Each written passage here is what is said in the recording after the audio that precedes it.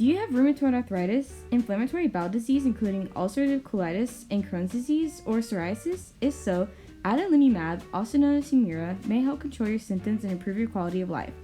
Humira is a monoclonal antibody, anti-rheumatic disease-modifying agent, and tumor necrosis factor blocking agent that inhibits the progression of structural damage seen in rheumatoid and psoriatic arthritis.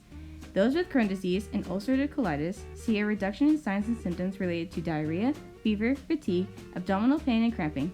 Humira also maintained clinical remission in those who suffer from Crohn's disease and ulcerative colitis. Speak to your doctor to see if this medication is appropriate and safe for you to use. This medication is not appropriate for those taking anakinra, abatacept, or other TNF blocking agents. Speak to your doctor if you have had or currently have cancer like lipoma, a current infection, or history of chronic or recurring infections, as this medication needs to be taken with caution from these conditions. Humira is given via subcutaneous injection, and common adverse effects include injection site reactions such as bleeding, erythema, pain, swelling, pruritus, rash, and headache.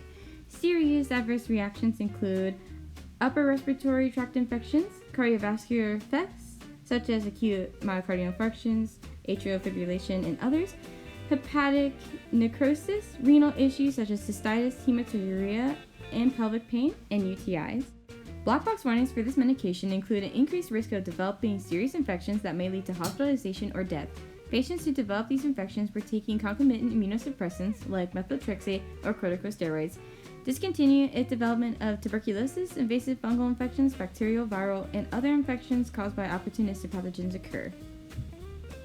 Another black box warning is that cancers such as lipoma and others have been reported in those treated with tumor necrosis factor blockers. The majority of reported TNF blocker cases have occurred in patients with Crohn's disease or ulcerative colitis, and the majority were in adolescent and young males. You begin to notice signs of infection, such as non-productive or productive coughs, fever, chills, or wounds that will not heal, signs of urinary tract infections, signs of hepatic issues, along with heart failure symptoms such as shortness of breath, a major weight gain, dysrhythmia, or edema in the arms or legs that are either new or worsening symptoms while taking Humira, be sure to call your doctor right away.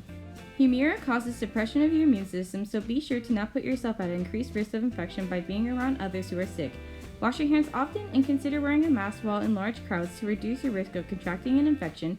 Be sure to disclose to healthcare workers that you are taking Humira before getting vaccines, as Humira can diminish the therapeutic effect of vaccines and cause them to not work as effectively or may increase your risk of infection.